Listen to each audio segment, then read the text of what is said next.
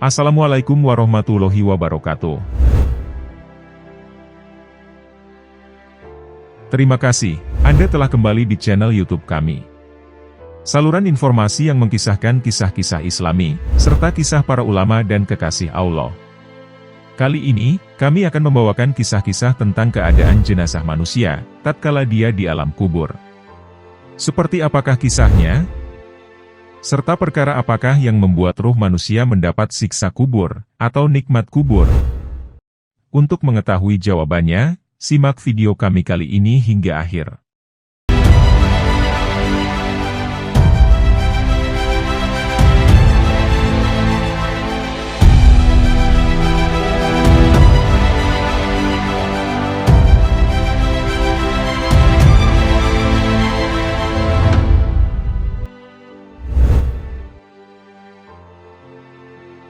Setelah hari kiamat tiba, manusia yang meninggal dunia akan melalui tahapan kehidupan di alam akhirat.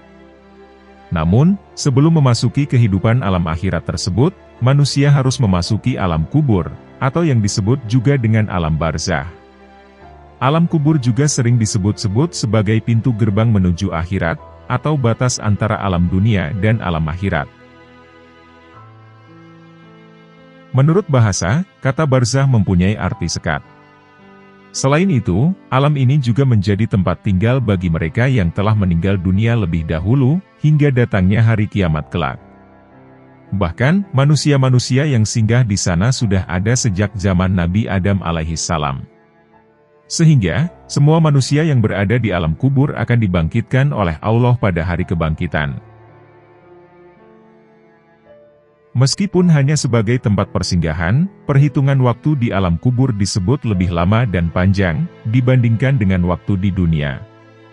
Selain diperlihatkan keadaan dua alam akhirat dan dunia, manusia di alam barzah juga ada yang sudah mendapatkan balasan, akibat perbuatannya selama di dunia.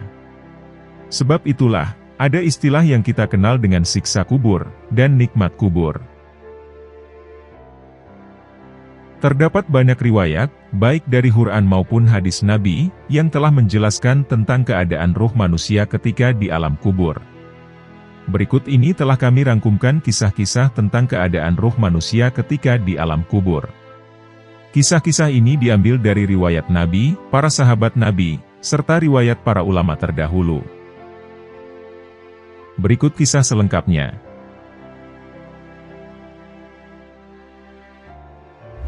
Melahirkan di dalam kubur. Tidak ada yang mustahil di dunia ini. Jika Allah telah berkehendak, apa yang tidak mungkin menjadi mungkin. Karena apapun yang terjadi, selalu menyimpan mutiara hikmah untuk umat manusia. Seperti kejadian yang satu ini, bagaimana wanita bisa melahirkan di dalam kubur. Terdengar aneh, bahkan mustahil, jika kita mendengar peristiwa tersebut. Namun itulah fakta sejarahnya, yang mungkin baru kita ketahui. Terdapat sebuah kisah nyata di zaman Khalifah Umar bin Khattab, di mana ada seorang wanita yang melahirkan di dalam kubur. Khalifah Umar bin Khattab dikenal dengan kebiasaannya, yang suka duduk di masjid, ketika di antara dua waktu sholat. Biasanya beliau di sana mulai dari zuhur ke asar, maupun asar ke maghrib. Suatu ketika, tatkala Khalifah Umar duduk dari zuhur ke asar di masjid, maka masuklah dua orang laki-laki ke dalam masjid. Namun menariknya, dua orang tersebut begitu mirip, baik rupanya, tubuhnya, dan gaya berjalannya. Melihat hal itu, Sayyidina Umar lantas mengucap, Subhanallah. Beliau mengaku belum pernah melihat dua orang yang kembar dengan begitu unik, dan sangat identik. Sayyidina Umar mengatakan kepada sahabatnya, bahwa beliau ingin berbicara dengan dua orang tersebut. Akhirnya, dipanggillah kedua orang tersebut. Sesampainya di depan Umar, lagi-lagi ia mengucapkan Masya Allah. Umar berkata, Demi Allah, saya tidak pernah melihat orang kembar begitu mirip seperti kalian. Apakah itu adikmu? Fulan berkata, Bukan wahai Amirul Mukminin, dia adalah anakku. Mendengar itu, Khalifah Umar lagi-lagi dibuat takjub. Umar berkata, "Subhanallah, Maha Suci Allah yang telah menciptakan kalian berdua. Apalagi dia adalah anakmu." Fulan berkata, "Wahai Amirul Mukminin, jika engkau mengetahui bagaimana anak ini lahir, maka engkau akan bertambah kekagumanmu kepada Allah." Mendengar pernyataan demikian, maka Khalifah Umar langsung memanggil semua jemaah untuk masuk ke masjid, dan mendengarkan kisah tentang bagaimana anak tersebut dilahirkan.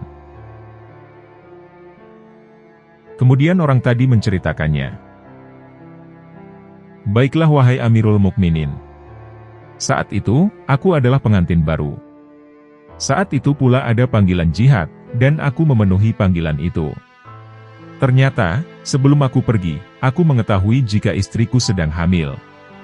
Karena itu, sebelum aku pergi, aku mengusap-usap perut istriku, seraya aku berdoa, 'Ya Allah, aku titipkan anakku ini ke penjagaanmu.' Setelah itu, aku berangkat berjihad. Hingga akhirnya, saat 9 bulan, ternyata istriku meninggal. Dan ia kemudian dikuburkan di pekuburan Baqi. Aku yang bersedih akhirnya memutuskan untuk kembali berjihad. Tapi sebelum itu, aku meminta di antar sahabatku untuk ke kuburan istriku. Di sanalah, aku melihat ada yang ganjil dari kuburan istriku. Kuburan itu seperti kuburan baru, dengan debu dan pasir saat kuburan baru pertama ditutup. Aku bertanya kepada sahabatku, kapan istriku dikuburkan? Mereka menjawab, bahwa istriku baru dikubur kemarin. Tapi mengapa seperti kuburan baru? Aku mengatakan, jika istriku adalah istri yang solehah, dan tidak mungkin ini tanda yang buruk. Ini pasti tanda yang baik. Aku pun memutuskan mengajak sahabatku, untuk menggali kuburan istriku. Dan saat itulah, kami melihat ada bayi di bawah rahim istriku yang menangis. Saat aku gendong, demi Allah, kami mendengar ada suara yang entah dari mana. 'Hai Fulan, ambillah anak yang kau titipkan kepada Allah.' Wahai Amirul Mukminin, jika saja saat aku pergi, aku juga titipkan istriku kepada Allah, aku sangat yakin, bahwa istriku saat ini akan masih hidup." Kemudian setelah melihat sang anak dalam pelukan ibunya tersebut, maka pria itu berkata, "Aku mengambil bayi tersebut, dan selanjutnya kuburan itu kembali menutup."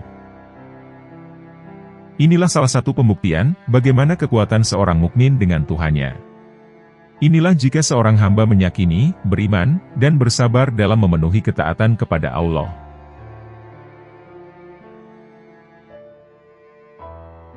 Mengetahui teman kuburnya.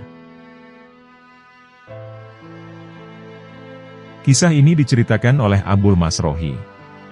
Ketika itu, ia dan beberapa orang berencana singgah di sebuah bangunan di wilayah Syam, untuk beristirahat malam.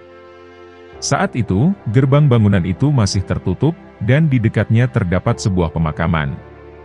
Dari sinilah, kisah tentang penghuni kubur itu bermula. Cerita ini termaktub dalam kitab Uyun Al-Hikayat, Min Qosyos As-Solihin, wa Nawadir Az-Zahidin, karya Ibnul Jauzi. Akhirnya, rombongan itu bermukim semalam untuk beristirahat, tak jauh dari pemakaman itu. Dari makam itu juga, terdapat sebuah galian makam yang masih terbuka dan kosong. Ketika semua orang tidur, tiba-tiba Abul Masrohi mendengar suara aneh. Suara itu datangnya dari makam yang terbuka dan kosong tadi. Suara itu dengan lirih berkata, "Allah gembirakan hati kami dengan para penunggang kuda, dan dengan kedatanganmu, wahai Umaim." Ia pun kaget, terperanjat, lalu bangun. Ia pun sholat subuh, lalu tidur lagi. Dan tiba-tiba, ia mendengar ada suara lagi. "Allah gembirakan hati kami dengan para penunggang kuda, dan dengan kedatanganmu, wahai Umaim. Sungguh beratnya tanah ini, begitu pula dengan gelapnya kuburan ini." Abu Masrohi pun terkaget dan bangun kembali. Ternyata, Abu Masrohi tidak sendirian mendengar hal itu. Waktu itu sudah mulai pagi, dan gerbang bangunan telah terbuka. Mereka pun beranjak ke bangunan tersebut. Ketika hendak berjalan menuju bangunan itu, mereka melihat iring-iringan jenazah. "Jenazah siapakah itu?" tanya Abu Masrohi kepada seorang kakek, yang saat itu turut mengiringi jenazah. "Ini adalah putriku," jawabnya singkat. "Siapakah namanya?" tanya Abu Masrohi. "Namanya Umaymah," jawabnya pria tua itu. "Lalu, makam siapakah ini?" tanya Abu Masrohi. "Itu makam keponakanku, ia juga suami dari putriku ini. Kami akan menguburkan di lubang itu, tepat di samping suaminya yang saleh," tuturnya.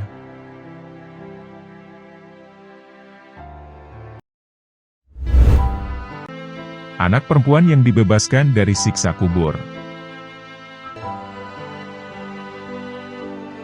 Dikisahkan dalam kitab As'ad Ar-Rafi, Sarah dari Sulam Taufik halaman 29. Pada suatu masa, ada seorang ibu yang ditinggal mati oleh anak perempuannya. Kesehariannya tiada yang menemani. Makan minumnya selalu dibayang-bayangi keadaan sang putri. Rasa khawatir akan keadaan putrinya di alam kubur semakin menyiksa. Hingga pada suatu hari, sang ibu itu sowan kepada Imam Hasan, yang pada masa itu beliau dikenal sebagai seorang yang alim. "Wahai Imam Hasan, tolong berikan aku sebuah amalan, agar aku bisa melihat keadaan putriku di alam kubur sana," pinta sang ibu. "Apakah kamu benar-benar menginginkannya?" jawab Imam Hasan memastikan. "Iya benar," ucap ibu tersebut dengan penuh keyakinan. "Lakukanlah sholat 4 rakaat setelah sholat Isya. Pada setiap rakaat, selesai membaca Al-Fatihah, bacalah surat At-Takasur. Setelah itu, menghadaplah ke arah barat laut dan bersolawatlah kepada Nabi Muhammad hingga tertidur." Ibu itu pun segera melaksanakan apa yang telah diberikan Imam Hasan. Dalam mimpinya, ibu tersebut sungguh bertemu dengan sang putri kesayangannya, yang dimana, didapatinya keadaan putrinya sedang dalam keadaan disiksa. Tidak tega melihat kejadian itu, ibu itu pun terbangun dari mimpinya. Keesokan harinya, sang ibu itu datang lagi kepada Imam Hasan dan menjelaskan apa yang menjadi hajatnya. "Wahai Imam Hasan, kemarin saya sudah melaksanakan amalan yang engkau berikan. Dan saya benar-benar bertemu dengan putri saya. Akan tetapi, dia dalam keadaan sedang disiksa. Tolong berikan saya amalan lagi agar putri saya terbebas dari siksanya." Lalu Imam Hasan menyuruh ibu tersebut untuk bersedekah, yang pahalanya itu ditujukan untuk sang putri. Selang beberapa hari setelah sowannya ibu tersebut, Imam Hasan bermimpi dalam sebuah tidurnya. Dalam mimpi itu, Imam Hasan bertemu dengan seorang perempuan, yang mana, nampak ia sedang berada di sebuah singgasana, dan di atas kepalanya terdapat mahkota yang berkilau. "Apakah engkau mengenalku wahai Imam Hasan?" tanya perempuan itu dalam mimpi Imam Hasan. "Tidak." "Lalu siapakah engkau?" tanya Imam Hasan. "Aku adalah putri dari seorang ibu yang datang kepadamu," jawabnya. "Tapi, apa yang diceritakan ibumu itu berbeda dengan yang sekarang aku lihat. Bagaimana itu bisa terjadi?" tanya Imam Hasan penasaran. "Semua ini karena amalan yang engkau berikan kepada ibuku. Dengan bersedekah, yang pahalanya itu ditujukan kepadaku. Sehingga, dengan amalan itulah yang membuatku terbebas dari siksa kubur. Dan tepat pada hari itu juga, ada seorang waliullah yang bersolawat sebanyak 3 kali, yang pahalanya itu ditujukan kepada ahli kubur.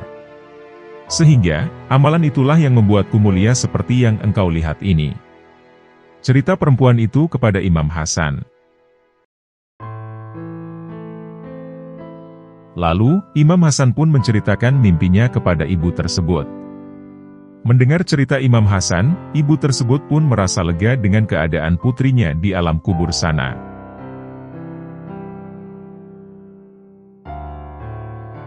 Dari dua kisah barusan, kita dapat mengambil beberapa pelajaran penting yang terkandung di dalamnya.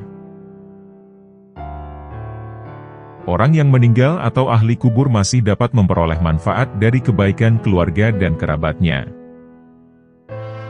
Tak hanya dapat memperoleh manfaat, ahli kubur juga merasa gembira atau sedih karena amalah keluarganya. Memang benar, ahli kubur sudah terputus amalnya.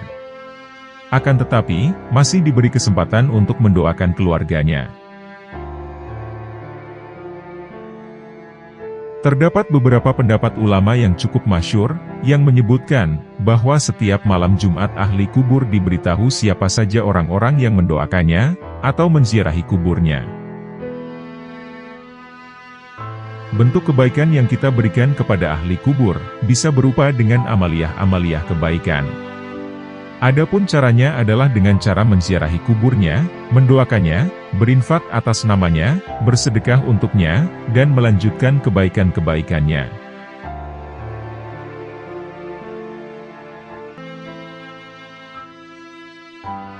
Keadaan alam kubur ketika dilupakan keluarganya. Setiap hamba di alam kubur, tetap masih bisa memperoleh pahala, walau amalannya sudah putus. Yaitu, pahala dari amalan yang dikerjakan sanak keluarganya yang masih hidup. Sedekah, berdoa, sholawat, dan membaca Al-Quran atas nama orang yang sudah tiada, hal tersebut merupakan salah satu amalan yang diyakini dapat diterima manfaatnya oleh ahli kubur. Sebagaimana hadis riwayat Abu Daud At-Tayalisi berikut ini. Asy'atu bin Dinar meriwayatkan dari Al-Hasan. Dari Jabir bin Abdullah yang menuturkan, bahwa Rasulullah Shallallahu Alaihi Wasallam bersabda, "Sungguh, amal-amal kalian ditunjukkan kepada keluarga dan kerabat kalian di dalam alam kubur mereka. Jika amal kalian baik, mereka gembira. Namun, jika amal kalian tidak baik, mereka berdoa, 'Ya Allah, berilah mereka ilham untuk berbuat ketaatan kepadamu.'" Hadis riwayat Abu Daud At-Tayalisi. Sejalan dengan hadis tadi, ada sebuah kisah yang disebutkan oleh Syekh Muhammad bin Abu Bakar dalam kitab Al-Mawais Al-Usfuriyah. Dikisahkan, ada seorang yang bernama Sabit Al-Banani yang memiliki suatu kebiasaan baik. Ia sering berziarah kubur setiap malam Jumat, dan berdoa di sana sampai waktu subuh menjelang. Pada suatu ketika, di tengah munajatnya, Sabit Al-Banani dilanda rasa kantuk yang luar biasa, hingga akhirnya ia tertidur. Dalam tidurnya, ia bermimpi melihat ahli kubur keluar dari kubur mereka dengan pakaian yang sangat bagus, dan wajah putih berseri-seri. Tak lama berselang, datanglah hidangan yang berisi rupa-rupa makanan untuk masing-masing mereka. Namun, tampak di antara mereka ada seorang anak muda yang berwajah pucat pasi, berambut kusut, berhati sedih, dan berpakaian lusuh. Kepalanya menunduk, sambil pipinya berlinang air mata. Rupanya, nampak tidak ada hidangan apapun baginya. Saat ahli kubur yang lain pulang membawa kegembiraan, ia justru pulang membawa kesedihan. Saat itu ditanyalah keadaannya oleh Sabit. "Wahai anak muda, siapakah kamu sesungguhnya?" "Saat orang-orang mendapat makanan, lalu pulang membawa kebahagiaan, kamu tak mendapat hidangan apa-apa, dan kamu malah merasa bersedih." Dengan raut kebingungan, si pemuda menjawab, "Wahai pemimpin muslimin, aku ini terasing di tengah mereka. Aku tak memiliki seorang pun yang mengingatku dengan kebaikan dan doa. Sementara, mereka memiliki sanak keluarga dan kerabat, yang semuanya mengingat mereka dengan doa, kebaikan, dan sedekah. Di setiap malam Jumat, mereka dikirimi rupa-rupa kebaikan dan pahala sedekah. Saat di dunia, aku dan ibuku akan menunaikan ibadah haji, karena kami berniat menjalankannya. Ketika memasuki wilayah Mesir, Allah berkehendak lain. Allah memanggilku, dan aku dikubur oleh ibuku di kuburan ini. Sejak menikah lagi, ibuku menjadi lupa kepadaku. Ia tidak pernah ingat kepadaku dengan doa atau sedekah. Itulah sebabnya aku menjadi putus asa, dan bersedih setiap saat. Sabit lantas bertanya, "Wahai anak muda, coba ceritakan di mana ibumu sekarang. Aku akan mengabarinya tentang kamu dan keadaanmu." "Wahai pemimpin muslimin, ibuku di kampung ini, di negeri ini. Silahkan kabarkan saja keadaanku. Jika ia tidak percaya kepada engkau, sampaikan saja padanya. Di kantongmu ada 100 mitskal perak, warisan dari sang ayah. Dan itu adalah hak anaknya yang harus disedekahkan," kata si pemuda dalam mimpi Sabit. Setelah Sabit berusaha mencari, akhirnya ibu si pemuda itu ditemukan. Ia menyampaikan kepadanya tentang kabar putranya, sekaligus menyampaikan perihal 100 mitskal perak yang telah disebutkan tadi. Mendengar kabar demikian, si wanita langsung tak sadarkan diri. Setelah beberapa lama, ia kembali sadar dan langsung menyerahkan 100 mitskal perak tadi kepada Sabit, seraya berpesan kepadanya, "Aku mewakilkan saja kepadamu, untuk menyedekahkan perak ini demi anakku yang terasing." Sabit lantas menerima perak itu dan menyedekahkannya untuk anak muda tadi. Seperti biasanya, Sabit kembali berangkat menziarahi saudara-saudaranya pada malam Jumat. Dan ia bermimpi lagi bertemu pemuda seperti sebelumnya. Dalam mimpinya, ia berjumpa kembali dengan si pemuda, namun sekarang ia tampak gembira. Nampak terlihat sang pemuda kini mengenakan pakaian yang bagus, dan berwajah putih berseri-seri. Saat itu, si pemuda berkata, "Wahai pemimpin muslimin, Allah telah merahmatimu, sebagaimana engkau telah menyayangiku." Dari penggalan kisah tadi, jelaslah bahwa kedua orang tua atau para ahli kubur akan bersedih dengan keburukan keluarganya, dan akan gembira dengan kebaikan mereka.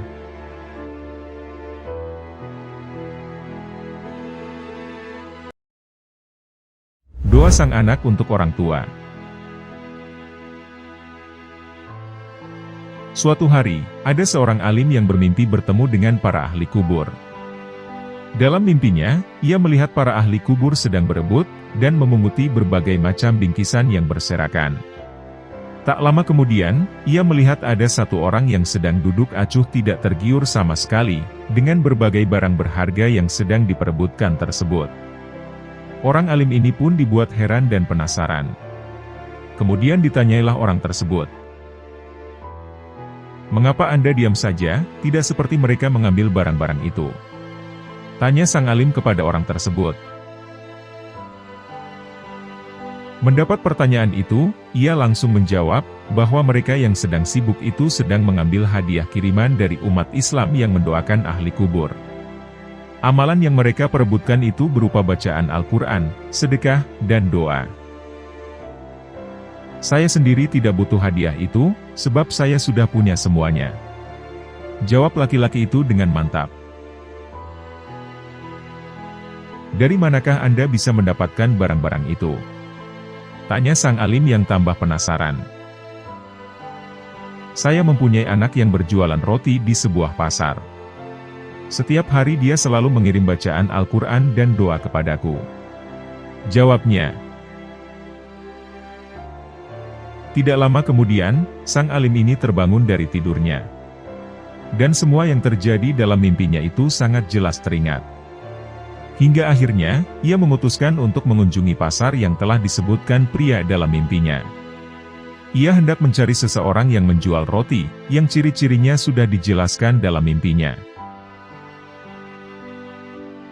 Berangkatlah sang alim ini menuju pasar tujuan. Dan sang alim pun tidak perlu butuh waktu lama untuk menemukan penjual roti di sana. Firasat orang alim ini semakin kuat, ketika melihat mulut penjual roti ini tidak henti-hentinya bergerak, seperti sedang membaca sesuatu.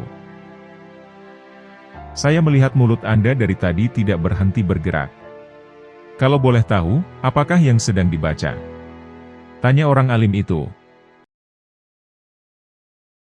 Saya sedang membaca Al-Quran, dan dikirimkan khusus untuk orang tuaku yang sudah meninggal. Ucap si penjual roti.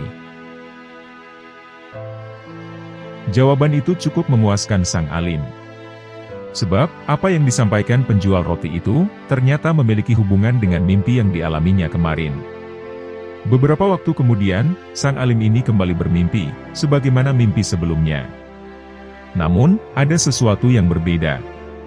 Ia melihat orang yang dulunya hanya duduk manis, akan tetapi sekarang ia juga ikut memungut kiriman dengan para ahli kubur lainnya.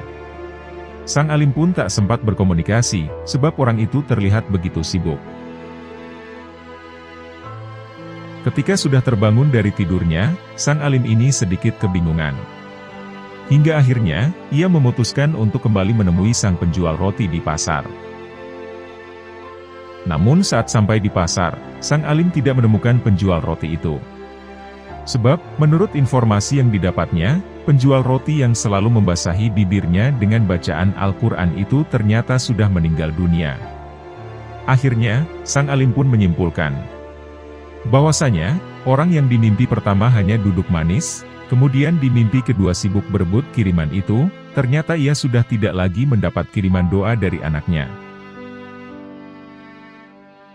Zikir yang berisi doa, dan bacaan ayat suci Al-Quran, atau juga sedekah yang dilakukan orang hidup, kemudian dikirimkan untuk orang yang sudah meninggal dunia. Sesungguhnya amalia semua itu bisa sampai, dan memberi manfaat besar bagi sang ahli kubur. Hal ini dibahas dalam kitab I'anatut Thalibin Jilid 2, halaman 143. Syekh Bakri Syato Ad-Dimyati. Sang penulis kitab tersebut mengutip hadis Rasulullah dan pendapat para ulama, dalam membahas pentingnya ziarah, dan mengirim doa untuk orang meninggal dunia. Sebagaimana yang terjadi pada kisah inspiratif tadi.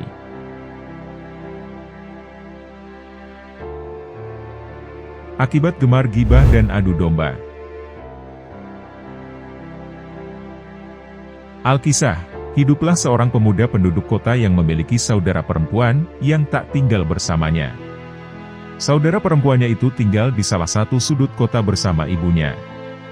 Pemuda itu sepertinya memiliki urusan pekerjaan lain, sehingga memaksanya untuk tidak tinggal bersama keluarganya.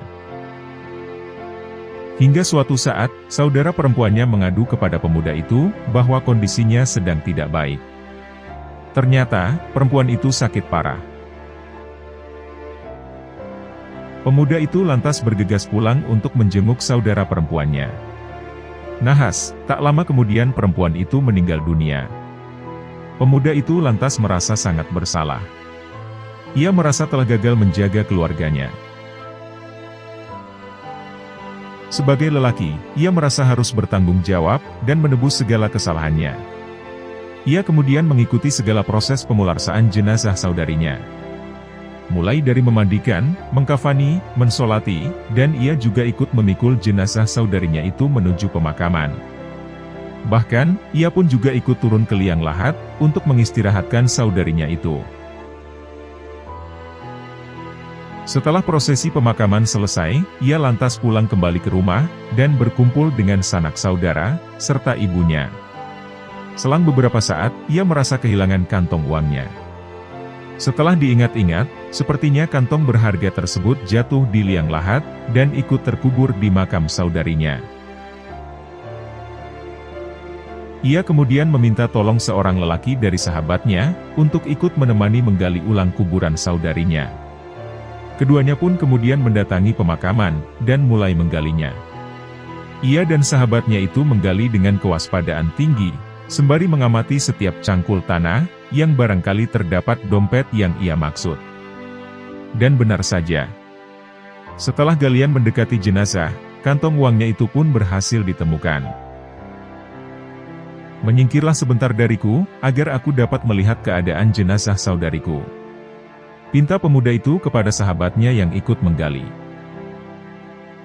Sahabatnya pun lantas keluar dari liang lahat, dan memakluminya. Sebagai seorang yang bersaudara dengan jenazah, tentu saja ia ingin memastikan keadaan saudarinya itu ketika di liang lahat. Atau barangkali juga ada sepatah dua patah kata, yang ingin diucapkan kepada saudarinya itu. Dan itu adalah sebuah privasi keluarga yang harus dihormati. Saat ia mencoba menyingkap jasad saudara perempuannya, tiba-tiba dari liang lahat terdapat api yang berpijar, menyemburat, dan seakan siap melahap jenazah itu dengan kobaran apinya. Ia pun begitu kaget. Ia lantas buru-buru keluar dari liang kubur, dan segera memerintahkan sahabatnya, untuk segera kembali menutup makam saudarinya itu. Beruntung saja, sang sahabat ternyata tidak begitu menyadari hal itu. Seusai peristiwa itu, pikirannya pun kacau. Hatinya begitu terpukul dan sedih. Ternyata, saudara perempuan yang ia sayangi, nampaknya sedang mendapatkan siksa kubur yang pedih sekali. Ia lantas kembali ke rumah dengan gundah. Dengan terburu-buru, ia mendekat kepada ibunda dan berbisik. "Wahai ibu, ceritakanlah kepadaku, bagaimanakah saudara perempuanku selama ia menjalani kehidupan di dunia?" Merasa aneh dengan pertanyaan putranya, sang ibu lantas menanyakan, sebab mengapa ia menanyakan hal demikian. Ia pun kemudian menceritakan kejadian, yang baru saja ia alami di pemakaman saudarinya. Namun anehnya, ibunya tak merasa kaget, dan malah pandangannya menerawang jauh, sembari berkisah. "Dahulu, saudarimu itu memiliki kebiasaan mendatangi pintu-pintu rumah tetangga. Ia kemudian menempelkan telinganya di daun pintu, untuk mencuri dengar perkara yang terjadi di dalam rumah tetangga. Maka ketika ia mendapatkan informasi baru, ia lantas mengumbar perkara itu, berlaku gibah, bahkan mengadu domba antar tetangga." Setelah mendengar penuturan sang ibunda, ia pun sekarang paham. Bahwasanya, apa yang dialami saudarinya itu adalah azab kubur dari sebab apa yang dilakukannya selama hidup. Maka, barang siapa yang ingin selamat dari azab kubur, hendaknya ia menjauhi perkara adu domba dan gibah. Demikianlah perkataan Hujatul Islam, Al-Imam Al-Ghazali ketika menutup kisah ini.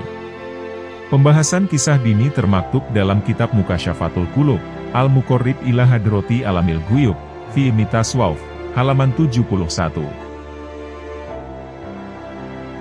Selamat dari siksa kubur berkat surat Al-Mulk. Keutamaan membaca surat Al-Mulk setiap malam dan menghafalnya, ternyata memiliki dampak yang benar-benar menakjubkan. Surat yang berisi 30 ayat ini dapat memberi syafaat bagi pembacanya, hingga pengamalnya akan dipelihara dari siksa kubur. Apa yang disampaikan Rasulullah tentang fadilah dari surat Al-Mulk merupakan kabar gembira bagi umat muslim.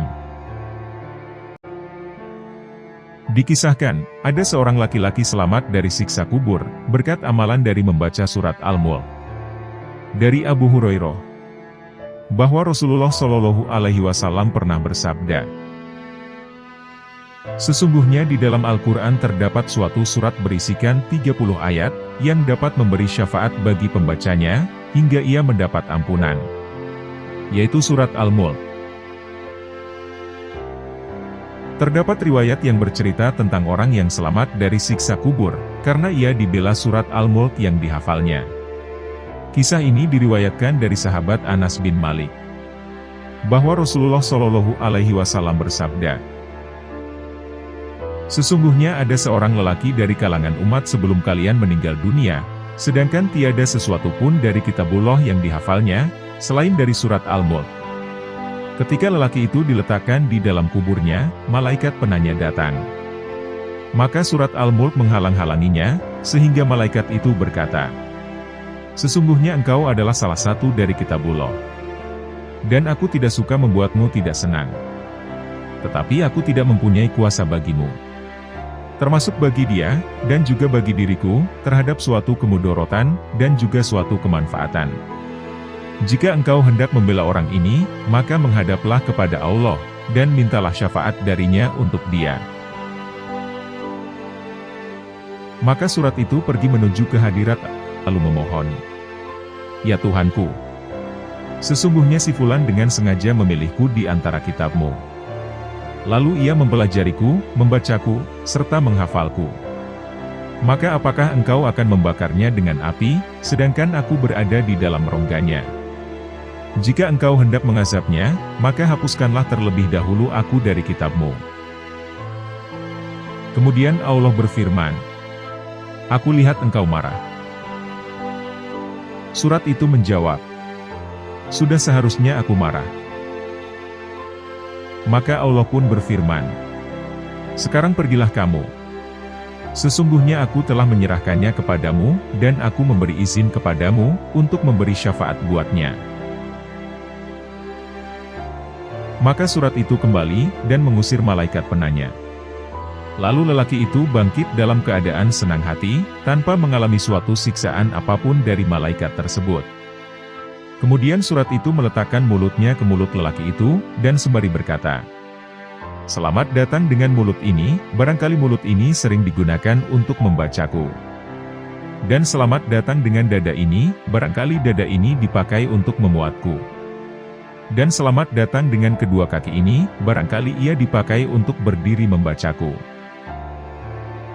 Surat itu kemudian menghiburnya di dalam kuburnya, karena bila kesepian ia akan merasa khawatir dan merasa takut. Anas bin Malik kemudian melanjutkan,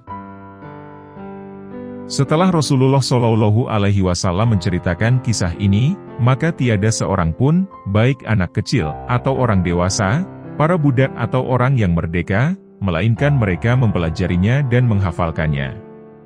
Dan Rasulullah Shallallahu Alaihi Wasallam menamainya dengan sebutan Al-Munjiyah, atau surat yang menyelamatkan." Dari Ibnu Abbas, bahwa ia pernah berkata kepada seseorang, "Maukah aku hadiahkan kepadamu suatu hadis, yang akan membuatmu gembira?" Lelaki itu menjawab, "Tentu saja mau."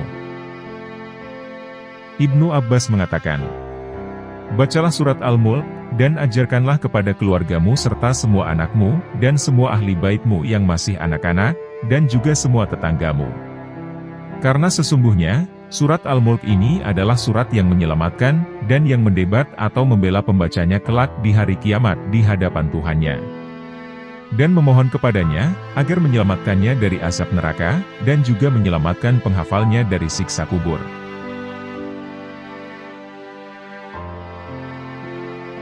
Sahabat Nabi yang mendengar siksa kubur. Berikut ini adalah kisah Yala, seorang sahabat Nabi Muhammad Shallallahu Alaihi Wasallam, yang mendapatkan karomah berupa bisa mendengar jeritan kubur dan melihat pohon berjalan. Kisahnya ini bahkan disebutkan dalam hadis Nabi Shallallahu Alaihi Wasallam, yang diriwayatkan oleh An-Nasai dan Abu Dawud. Kisah Yala mendapat karomah ini setelah dirinya masuk Islam, tidak lama setelah Nabi Muhammad diangkat menjadi Nabi. Berikut kisah lengkap Yala yang mendapatkan karomah berupa bisa mendengar jeritan kubur dan melihat pohon berjalan. Yala adalah putra Murrah bin Wahab As-Sagafi, beliau beretnis Sagif, yang berada samping Mekah. Mereka memiliki sesembahan yang disebut Togiyah, atau tiran, yang mereka sayangi, cintai, dan hormati. Dulu, ketika Nabi pergi ke Taif, dengan harapan bisa mendapat bantuan dari Bani Sagif, para pembesar Taif malah menyambutnya dengan penghinaan dan pelecehan. Mereka mengolok-oloknya dengan kata-kata yang kasar, dan menunjukkan jauhnya mereka dari kemuliaan akhlak.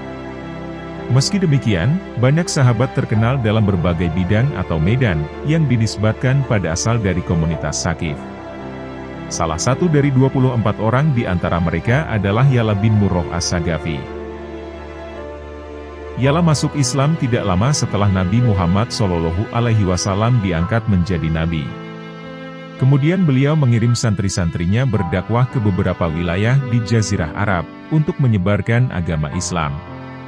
Salah satu sahabat Nabi Shallallahu Alaihi Wasallam yang mendapat karomah ada yang dikirim ke Madinah, Syria, Kufah, dan wilayah-wilayah lain di Jazirah Arab. Di Kufah, tidak sedikit dari mereka yang akhirnya masuk Islam, dan menjadi Muslim yang baik. Di antaranya adalah Ya'la bin Murrah. Sejak masuk Islam, Ya'la mulai menyibukkan diri untuk mempelajari Islam, di sebuah tempat yang didirikan oleh Nabi Muhammad SAW di rumah Al-Arqam.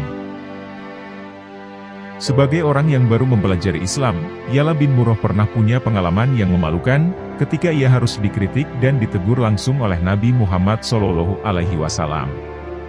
Ia ditegur karena ketahuan melumuri tubuhnya dengan haluk, atau parfum yang cukup populer di Arab kala itu. Menurut beliau, hal itu justru tidak akan membawa kebaikan untuk dirinya. Dalam hal ini, Ya'la bin Murrah bercerita,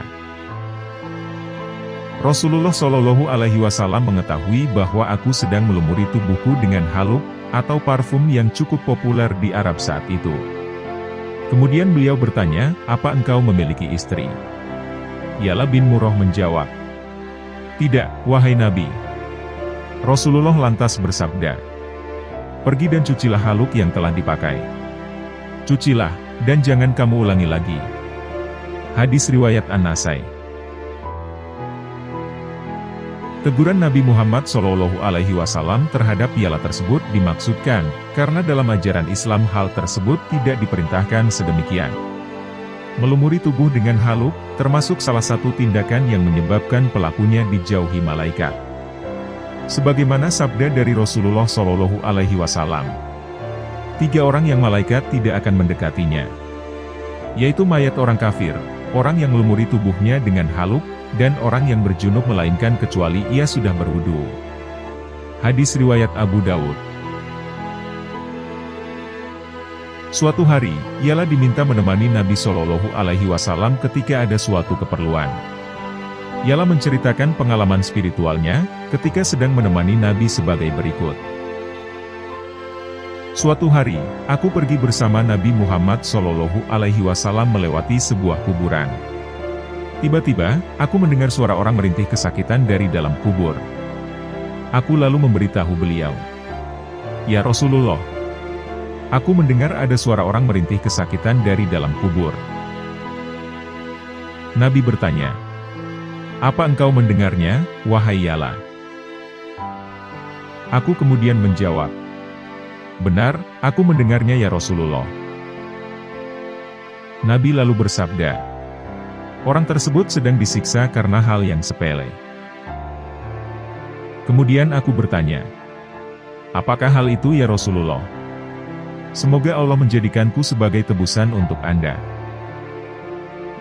Nabi kemudian menjawab, "Dia orang yang suka menyebarkan fitnah, mengadu domba, dan tidak menuntaskan kencingnya."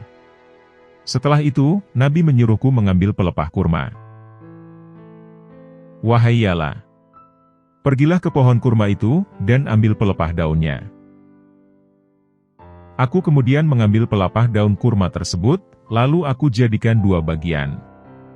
Kemudian Nabi bersabda, "Tancapkan salah satunya di dekat kepalanya, dan satunya lagi di dekat kedua kakinya.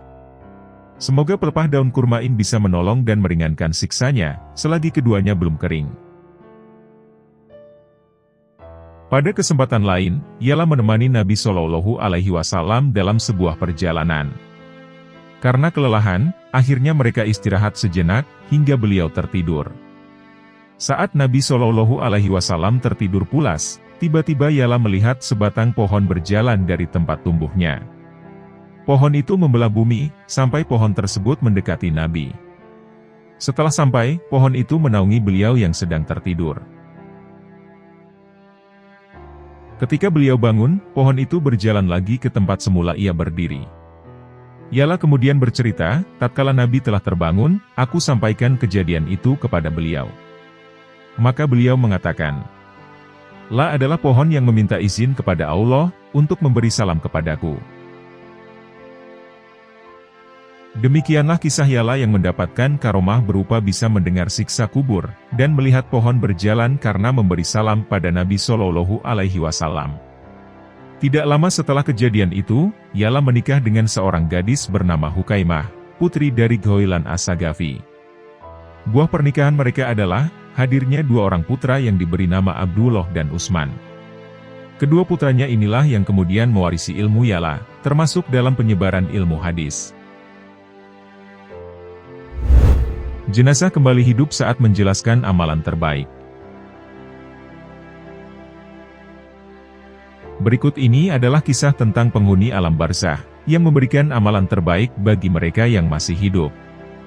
Cerita ini diambil dari Imam Al-Zindusti, tatkala beliau mengikuti pengajian dari Abu Muhammad bin Abdillah Al-Fadol. Dalam pengajian itu dikisahkan, bahwa Maisarah bin Hunais suatu saat berjalan, dan beliau menemukan sebuah pekuburan. Beliau kemudian mengucap, "Assalamualaikum ya ahlal kubur. Kalian semua bagi kami telah dahulu. Sedangkan bagi kalian, kami masih tertinggal. Semoga Allah Ta'ala mengasihi kami, dan kalian, serta mengampuni segala dosa yang telah kita perbuat. Semoga Allah Ta'ala memberkati perjalanan yang kalian tempuh." Sehabis berkata seperti itu, ada kejadian aneh muncul. Tiba-tiba Allah memberikan kembali ruh kepada salah satu penghuni alam barzakh yang berada di pekuburan tersebut. Maka ia pun menjawab salam yang disampaikan Maisarah tadi. Sungguh bahagia kalian penghuni dunia, yang sempat menunaikan haji 4 kali sebulan. Ucap suara dari sang ahli kubur. Kata-kata itu membuat Maisarah bingung, dan kemudian bertanya-tanya. Bagaimana mungkin, kami dia melakukan haji 4 kali dalam sebulan? Semoga Allah melimpahkan rahmat bagimu. Jumat. Jawab penghuni alam barzakh singkat. Lalu ia berkata lagi. Tidak tahukah kalian, bahwa ibadah Jumat adalah amal haji yang mabrur? Kemudian Maisarah bertanya lagi. Apakah amalan yang paling bermanfaat di akhirat? Istighfar. Wahai penghuni dunia, istighfar adalah perbuatan paling bermanfaat di akhirat. Katanya. Sampaikah salam kami kepadamu? Tanya Maisarah. Salam adalah perbuatan baik. Bagi kami yang telah mati, perbuatan baik telah lewat. Tidak ada kebajikan lagi yang menambah amalan kami. Tidak ada dosa lagi setelah kami mati. Namun, sungguh kami akan sangat bahagia, jika kalian mengucapkan kepada kami. Semoga Allah menyayangi hambanya yang sudah mati, ujar jenazah itu. Itulah kisah tentang Maisarah yang bertemu dengan penghuni alam barzakh. Membaca istighfar adalah sebuah amalan yang sangat bermanfaat kelak di akhirat. Kisah ini disadur dari kitab Usfuriyah, karya Syekh Muhammad bin Abu Bakar Al-Usfuri. Semoga kita dapat mengambil hikmahnya.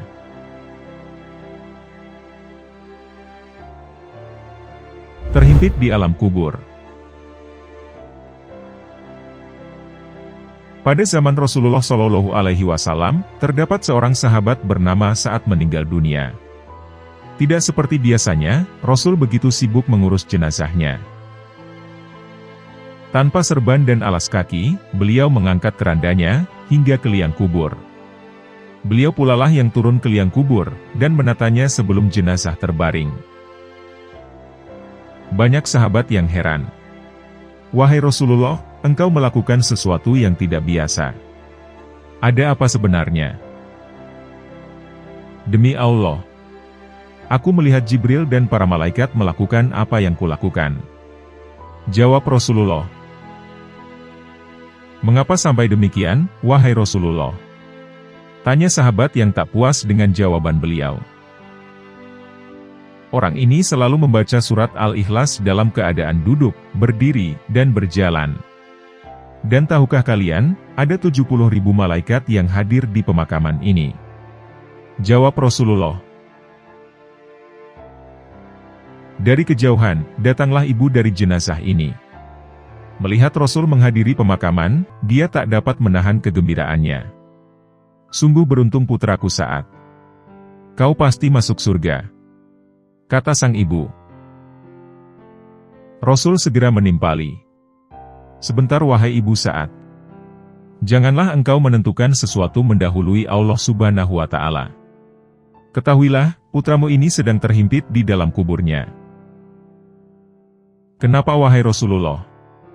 Tanya sang ibu. Karena perangainya buruk pada keluarganya, jawab sang Nabi.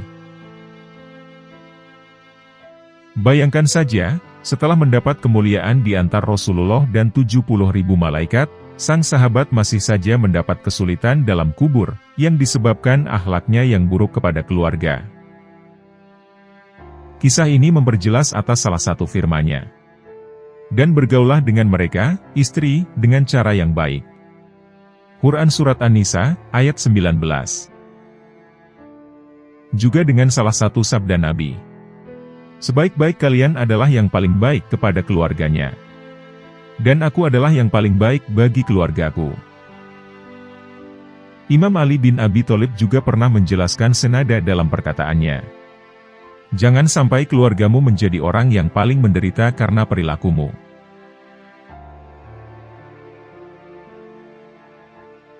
Liang kubur Sayyidah Fatimah berbicara.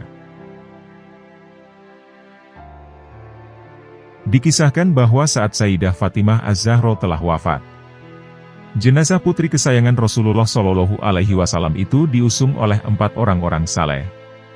Pertama yaitu suaminya sendiri, Sayyidina Ali.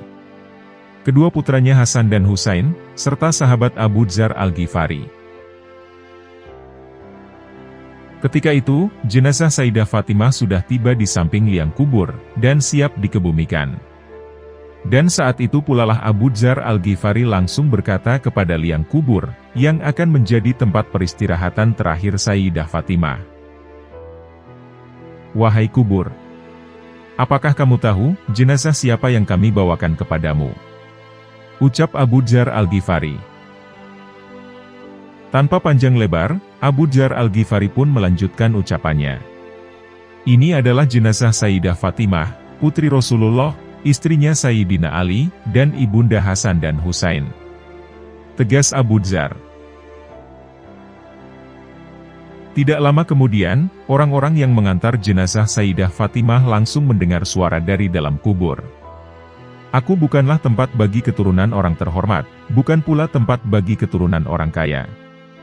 Aku adalah tempat amal saleh, maka tidak akan selamat dariku, kecuali orang yang banyak berbuat kebaikan, orang yang hatinya bersih, dan orang yang ikhlas dalam beramal. Kisah ini dikutip dari Durratun Nashihin fil Wa'adzi wal Irsyadi, karya Syekh Utsman bin Hasan Al-Haubawi. Hikmah yang bisa dipetik adalah, bahwa yang akan menyelamatkan kita di alam kubur dan di akhirat kelak bukanlah karena faktor keturunan, melainkan karena amal saleh. Jangankan kita yang hanya manusia biasa, Sayyidah Fatimah binti Rasulullah pun, ketika akan memasuki alam kubur tetap harus melewati prosedur yang telah ditetapkan. Cerita tersebut kian menegaskan firman Allah Ta'ala, bahwa sesungguhnya yang paling mulia di sisinya adalah mereka yang paling bertakwa. Quran Surat Al-Hujurat, ayat 13.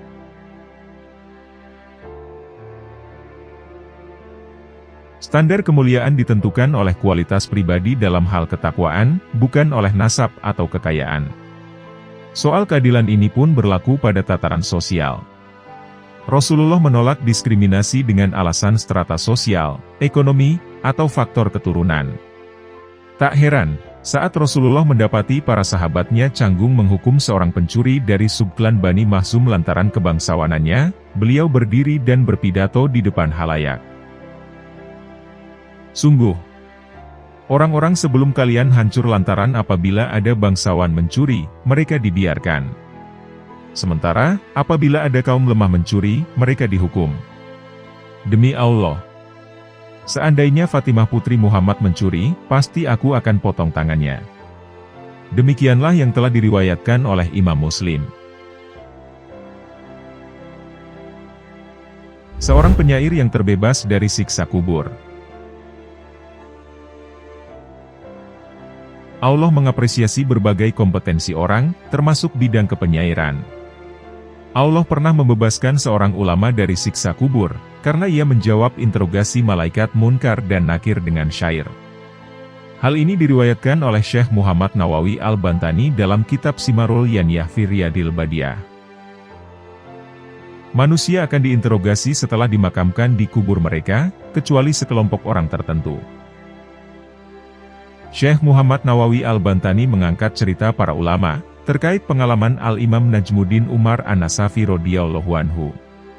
Para ulama pernah memimpikan Al-Imam Najmuddin Umar An-Nasafi radhiyallahu anhu, setelah ia dimakamkan. Mereka bertanya, tentang bagaimana pengalamannya menghadapi malaikat Munkar dan Nakir. Bagaimana Anda menjawab Munkar dan Nakir? An-Nasafi kemudian menjawab, keduanya bertanya kepadaku dengan bahasa prosa. Tetapi kujawab keduanya dengan puisi. Lalu, keduanya keluar meninggalkanku atas izin Allah Subhanahu wa Ta'ala.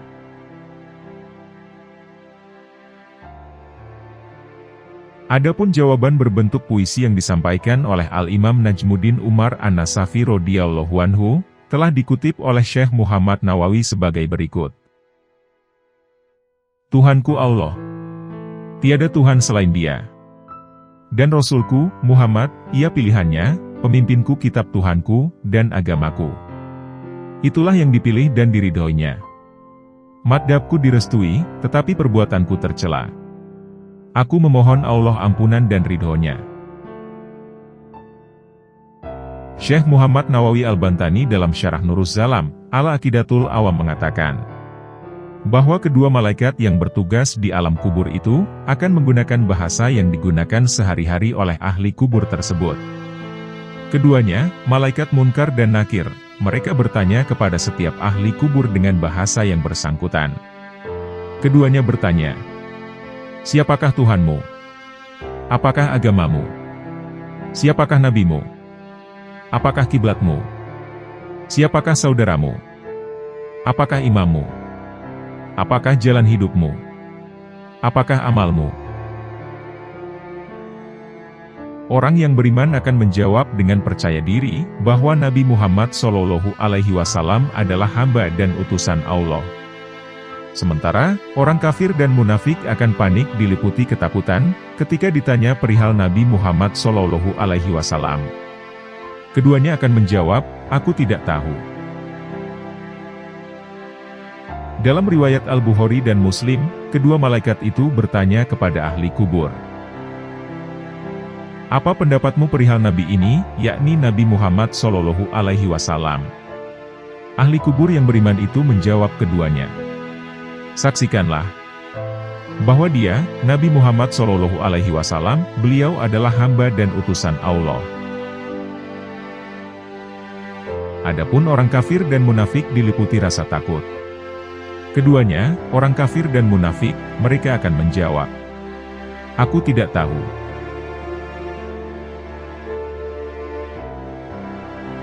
Sayyidina Ali ketika melewati pekuburan.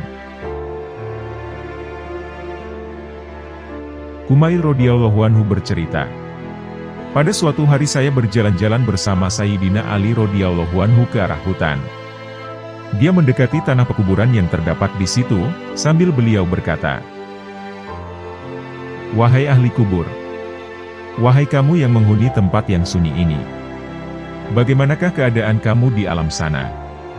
Setahu kami, segala harta peninggalanmu telah habis dibagi-bagikan, anak-anakmu telah menjadi yatim, dan janda-janda yang kamu tinggalkan telah menikah lagi.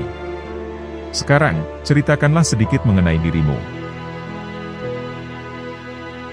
Kemudian sambil menoleh ke arah saya, beliau berkata, wahai Kumail, seandainya mereka dapat bicara, sudah tentu mereka akan mengatakan, bahwa sebaik-baik bekal adalah takwa. Setelah berkata demikian, beliau menangis. Katanya lagi, wahai Kumail, kubur adalah kotak tempat menyimpan amal. Dan hal ini akan diketahui setelah kematian menjemput kita. Amal perbuatan manusia yang baik ataupun yang buruk, akan tersimpan di alam kubur, sebagaimana terpelihara dalam suatu kotak. Kisah seperti ini telah banyak diriwayatkan dalam beberapa hadis. Bahwasanya suatu amal kebaikan akan menyerupai seorang manusia yang berwajah rupawan. Dan ia akan menemani si mayit itu untuk menghibur, dan menyenangkan hatinya. Sedangkan, perbuatan buruk akan datang berupa manusia yang berwajah buruk, dan berbau busuk, sehingga ia akan menambah kesengsaraannya. Nabi Shallallahu Alaihi Wasallam bersabda, 3 hal yang mengikuti seseorang ke kuburnya: harta bendanya, kaum kerabatnya, dari amal perbuatannya. Harta dan kerabatnya akan kembali setelah upacara penguburan, dan yang tetap tinggal bersamanya hanyalah amal perbuatannya saja. Pada suatu hari, Rasulullah Shallallahu Alaihi Wasallam bertanya kepada para sahabat, "Tahukah kamu tentang permisalan hubunganmu dengan saudaramu, kekayaanmu, dan amal perbuatanmu?" Maka para sahabat pun semuanya ingin mendengar penjelasan beliau. Kemudian Rasulullah Shallallahu Alaihi Wasallam bersabda, "Hubunganmu dengan semua itu, seperti seorang manusia dengan 3 orang saudaranya. Ketika orang itu hampir mendekati wafatnya, ia pun memanggil saudaranya yang pertama, lalu berkata, 'Wahai saudaraku, bukankah engkau sudah tahu akan keadaanku? Lalu, apakah pertolongan yang dapat engkau berikan kepadaku?' Saudara pertamanya menjawab, 'Aku akan merawatmu, dan akan mengobatimu, serta melayanimu sepenuhnya. Jika engkau meninggal dunia, maka aku akan memandikanmu, mengkafanimu, serta mengusung jenazahmu ke kuburan. Setelah penguburanmu, aku akan berdoa kebaikan untukmu.'" Rasulullah Shallallahu Alaihi Wasallam bersabda, saudaranya yang pertama ini adalah kaum kerabatnya. Saudaranya yang kedua, ketika diberi pertanyaan yang sama, maka ia menjawab, "Aku akan bersama-sama denganmu, selama engkau masih hidup. Apabila engkau telah meninggal, maka aku akan pergi ke tempat lain." Saudaranya yang kedua ini adalah harta kekayaannya. Ketika pertanyaan yang sama dikemukakan kepada saudaranya yang ketiga, ia menjawab, "Aku akan menemanimu, walaupun kamu sudah berada di alam kubur, dan akan menjadi penghibur hatimu di tempat yang penuh ketakutan. Ketika amal perbuatanmu ditimbang, maka aku akan duduk di timbangan amal kebaikanmu, dan aku akan memberatkannya." Saudaranya yang terakhir ini adalah amal soleh yang telah dilakukannya. Rasulullah Shallallahu Alaihi Wasallam juga bersabda, "Sekarang, saudara yang mana yang menjadi pilihanmu?" Kemudian para sahabat menjawab, "Ya Rasulullah, sudah tidak diragukan lagi, bahwa saudaranya yang terakhir itulah yang akan menjadi harapan kami. Karena saudara yang pertama dan yang kedua tidak begitu berguna."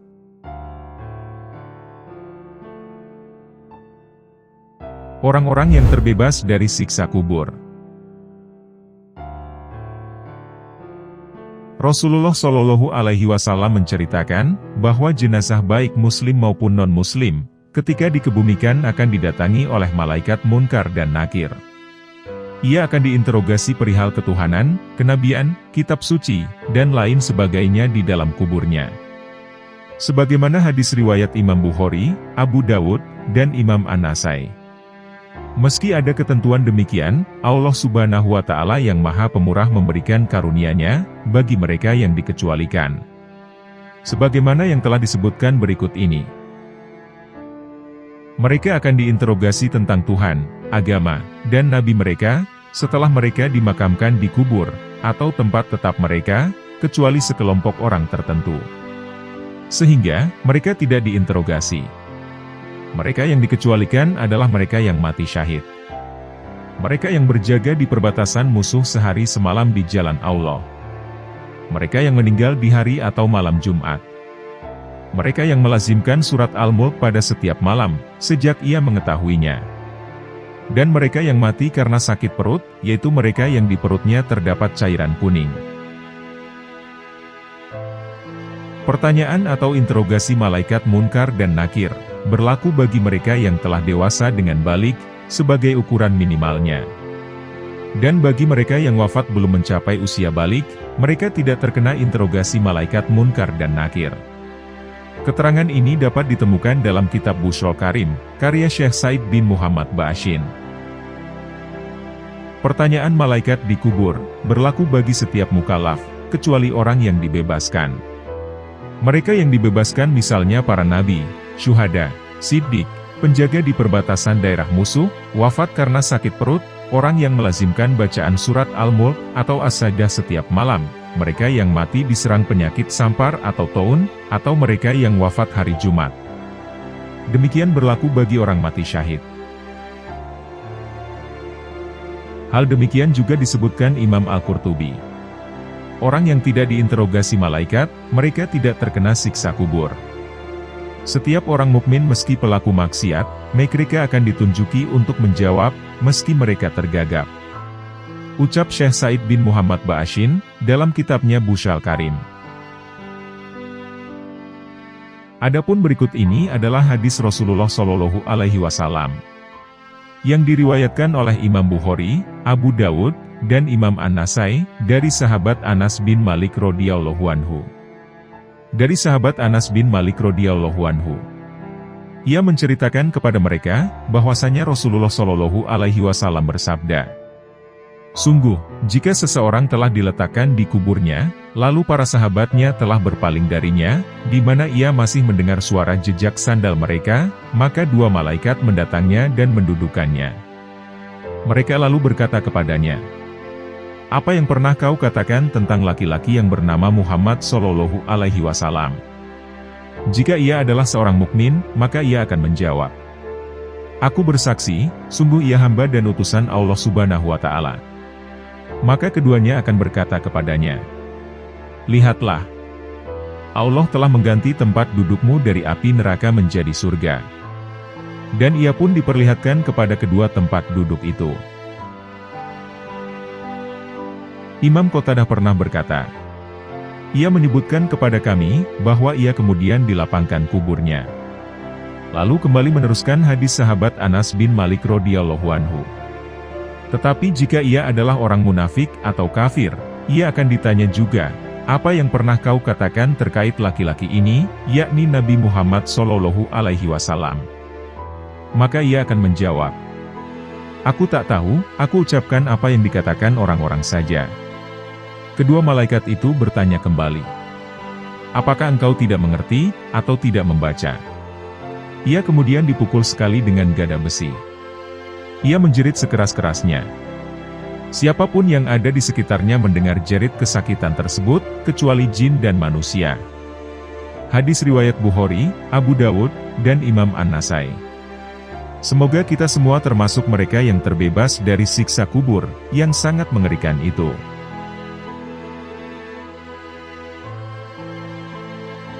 Keadaan hamba Allah yang mendapat nikmat dan azab kubur. Dari Al-Bara bin Azib radhiyallahu anhu, dia berkata, kami keluar bersama Nabi Shallallahu Alaihi Wasallam membawa sesosok jenazah seorang laki-laki dari kalangan Ansor. Kami pun sampai di kuburan, dan ketika dia sudah dimasukkan ke dalam liang lahat, Rasulullah Shallallahu Alaihi Wasallam lantas duduk menghadap kiblat. Dan kami pun duduk di sekitar beliau, seakan-akan ada burung di atas kepala kami. Di tangan beliau ada sebatang ranting kayu untuk memukul-mukul tanah. Beliau sesekali melihat ke langit dan sesekali melihat ke tanah. Selanjutnya beliau mendongakkan pandangan, dan agak menundukkannya sedikit sebanyak 3 kali. Lalu beliau bersabda, berlindunglah kalian kepada Allah dari siksa kubur. Itu beliau ucapkan sebanyak 2 kali, atau 3 kali. Kemudian beliau berdoa, ya Allah, aku berlindung kepadamu dari siksa kubur. Beliau mengucapkannya sebanyak 3 kali. Selanjutnya beliau bersabda, sesungguhnya, seorang hamba yang beriman bila sudah terputus dari kehidupan dunia dan menghadap ke akhirat, maka turunlah malaikat dari langit yang putih wajahnya bagaikan matahari. Dia datang membawa kain kafan dari surga, dan minyak wangi dari surga. Sampai kemudian mereka semua duduk di depan orang itu sejauh mata memandang. Selanjutnya, datanglah malaikat maut alaihi salam, lalu ia akan duduk di kepalanya sambil berkata, "Wahai jiwa yang baik." Atau dalam sebuah riwayat lain disebut dengan jiwa yang tenang. Keluarlah menuju ampunan dan keridhaan dari Allah. Lalu jiwa itu keluar mengalir, bagaikan mengalirnya tetesan air dari atap. Lalu malaikat maut kemudian mengambilnya. Dalam riwayat lain dijelaskan, bahwa ketika jiwanya sudah keluar, maka seluruh malaikat antara langit dan bumi memberikan sholawat kepadanya. Juga semua malaikat yang ada di langit. Lalu dibukakanlah pintu-pintu langit. Dan tidak ada dari penghuni pintu itu, kecuali mereka berdoa kepada Allah, agar jiwa orang ini naik dari arah pintu mereka. Ketika malaikat maut sudah memegang ruh orang ini, maka para malaikat yang lain tidak membiarkannya, meski sekejap mata. Mereka langsung menempatkannya dalam kain kafan tadi dengan wewangiannya. Sebagaimana dalam firman Allah berikut ini. Ia diwafatkan oleh malaikat-malaikat kami. Dan malaikat-malaikat kami itu tidak melalaikan kewajibannya. Quran Surat Al-An'am, ayat 61. Dia keluar dari situ dalam keadaan bau yang paling harumnya, dari aroma kasturi yang pernah ada di muka bumi.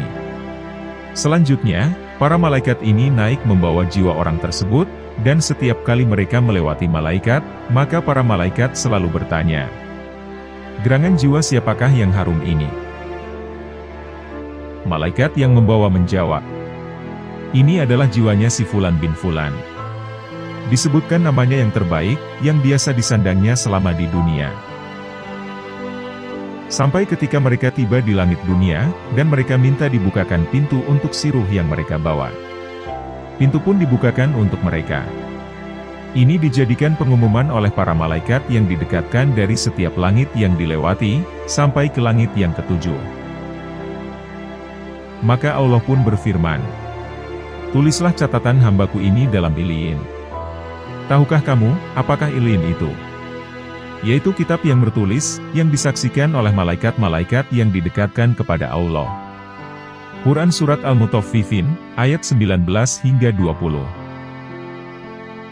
Kemudian dikatakan kepadanya, "Kembalikan dia ke bumi, karena aku sudah berjanji kepada mereka, bahwa aku menciptakan mereka dari sana. Dan ke sana pula aku mengembalikan mereka, lalu dari sana pula aku akan membangkitkan mereka sekali lagi." Lalu dia dikembalikan ke bumi, dan ruhnya dimasukkan lagi ke dalam jasadnya. Dia juga bisa mendengar suara sandal teman-temannya, tatkala mereka meninggalkan kuburannya. Selanjutnya, datanglah dua orang malaikat yang kasar. Bentakannya menyergah. Kedua malaikat itu kemudian mendudukkannya lalu berkata, "Apa agamamu?" Tanya malaikat. "Agamaku Islam," jawabnya. "Siapa orang yang diutus untuk kalian ini?" Tanya malaikat. "Dia adalah utusan Allah, Nabi Muhammad SAW," jawabnya. "Apa saja yang telah kau kerjakan?" Tanya malaikat. "Aku membaca kitab Allah, lalu aku beriman kepadanya, dan membenarkan isinya," jawabnya. Malaikat itu membentaknya dalam pertanyaan, "Siapa Rabbumu? Apa agamamu? Siapa nabimu?" Semua itu adalah fitnah, atau ujian terakhir, yang disodorkan kepada seorang mukmin. Dan itulah yang dikatakan oleh Allah. Allah meneguhkan iman orang-orang yang beriman dengan ucapan yang teguh itu dalam kehidupan di dunia. Quran Surat Ibrahim, ayat 27. Sehingga dia bisa menjawab, "Rabbku adalah Allah. Islam adalah agamaku, nabiku adalah Muhammad SAW." Lalu ada suara panggilan dari langit yang berbunyi, "Hambaku ini benar. Maka bentangkan kasurnya dari surga, pakaikan dia pakaian dari surga, bukakan untuknya pintu menuju ke surga." Sehingga, keharuman bau surga menyentuhnya, dan kuburannya pun diperluas sejauh mata memandang. Beliau berkata lagi, "Lalu datanglah seorang laki-laki yang bagus wajahnya, bagus pakaiannya, dan berbau harum." Lelaki itu berkata, "Bergembiralah dengan apa yang membuatmu mudah." Bergembiralah dengan keridhaan dari Allah, dan surga-surga yang di dalamnya ada kenikmatan abadi. Ini adalah hari yang dijanjikan untukmu. Dia balik berkata, kamu juga diberi kabar gembira oleh Allah, siapa dirimu gerangan. Wajahmu menunjukkan wajah yang datang membawa kebaikan. Orang tadi menjawab, aku adalah amal solehmu. Demi Allah, aku tidak mengetahui tentangmu, kecuali bahwa kau cepat melaksanakan perintah Allah, dan lambat mengerjakan kemaksiatan pada Allah. Maka Allah pun membalasmu dengan kebaikan. Kemudian dibukakanlah untuknya salah satu pintu surga, dan salah satu pintu neraka. Lalu dikatakan kepadanya, ini adalah tempatmu, kalau saja kamu bermaksiat kepada Allah. Tapi Allah telah menggantinya dengan yang ini. Kalau dia melihat apa yang ada dalam surga, maka dia akan berkata, wahai Robku, percepatlah datangnya kiamat, agar aku bisa kembali kepada keluarga dan hartaku. Dikatakan kepadanya, tenanglah.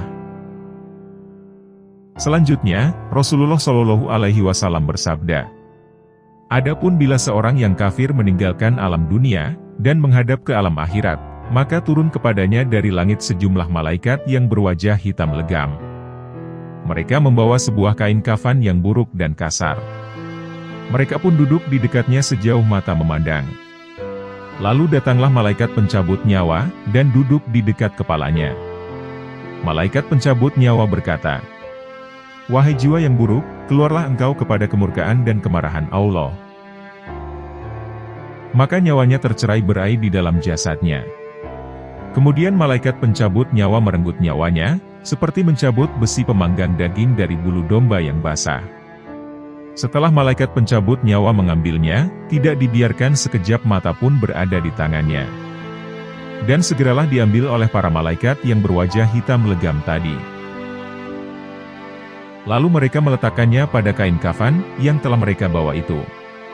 Sehingga, keluarlah dari nyawanya seperti bau yang sangat busuk di atas muka bumi. Kemudian mereka naik bersamanya. Tidaklah mereka melewati sekumpulan malaikat, melainkan para malaikat itu akan bertanya, siapakah nyawa yang buruk ini? Mereka menjawab, ini adalah Fulan bin Fulan. Dan disebutkan namanya yang paling terburuk, ketika mereka memanggilnya di dunia. Kemudian mereka membawanya naik sampai ke langit dunia, dan dimintakan agar pintu langit dibukakan untuknya. Namun pintu langit tidak dibukakan untuknya. Kemudian Rasulullah Shallallahu Alaihi Wasallam membaca ayat yang berbunyi, tidak akan dibukakan bagi mereka pintu-pintu langit. Dan mereka tidak akan masuk surga, sampai onta bisa masuk ke dalam lubang jarum. Quran Surat Al-A'raf, ayat 40. Allah Azza wa Jalla kemudian berfirman, tulislah hambaku ini ke dalam sijin, dan dalam bumi yang paling bawah. Kemudian dikatakan kepadanya, kembalikan hambaku ini ke bumi, karena aku berjanji, bahwa di sanalah aku menciptakan mereka, dan di sana pula aku mengembalikan mereka. Dan dari sanalah mereka akan aku keluarkan sekali lagi. Kemudian ruhnya itu dilemparkan dari langit, sampai menimpa tubuhnya. Kemudian beliau membaca ayat, barang siapa mempersekutukan sesuatu dengan Allah, maka ia seolah-olah jatuh dari langit, lalu disambar oleh burung, atau diterbangkan angin ke tempat yang jauh. Quran Surat Al-Hajj, ayat 31. Maka dikembalikanlah ruhnya kepada jasad. Dia akan mendengar suara sandal teman-temannya, bila sudah pulang dari mengantarnya ke pemakaman. Selanjutnya, dia didatangi dua malaikat yang keras bentakannya, yang langsung membentaknya. Dan para malaikat mendudukannya, lalu berkata, siapa Robmu? Dia akan menjawab, aku tidak tahu. Malaikat itu bertanya lagi, apa agamamu? Dia juga akan menjawab, aku juga tidak tahu. Malaikat bertanya lagi, apa pendapatmu tentang orang yang diutus kepada kalian ini? Tapi dia tidak diberi petunjuk akan namanya, sampai dikatakan kepadanya, Dia itu Muhammad. Jenazah itu berkata, aku juga tidak tahu.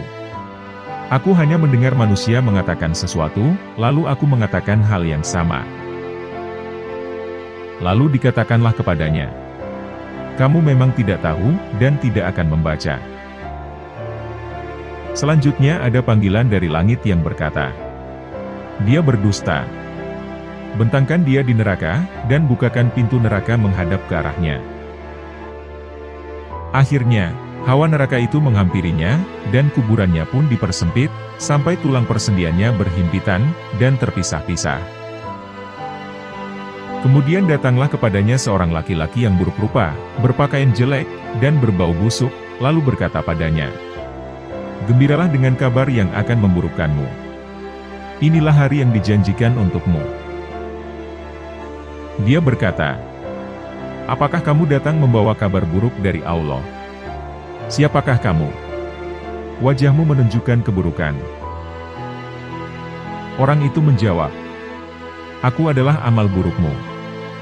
Demi Allah, aku tidak tahu hal lain, kecuali bahwa kamu ini lambat dalam ketaatan kepada Allah, tapi cepat bermaksiat kepada Allah. Maka Allah pun mengganjarmu dengan keburukan. Kemudian didatangkanlah kepadanya orang yang bisu dan tuli. Di tangannya ada palu godam, yang jika dipukulkan ke gunung, maka gunung itu akan hancur menjadi tanah.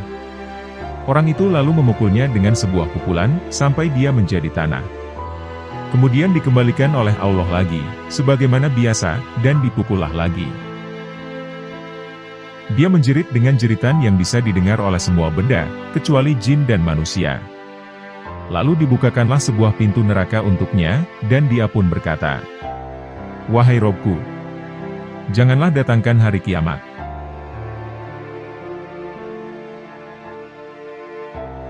Demikianlah kisah-kisah tentang keadaan ruh manusia ketika di alam barzah, atau alam kubur.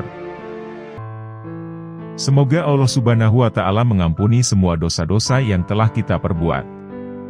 Semoga Allah Subhanahu wa Ta'ala memberikan kita wafat dalam keadaan husnul khotimah. Semoga Allah Subhanahu wa Ta'ala memberikan kita nikmat kubur, sekaligus menjauhkan kita dari siksa kubur. Dan semoga dengan apa yang telah kami sampaikan, dapat menambah ketakwaan kita kepada Allah Subhanahu wa Ta'ala.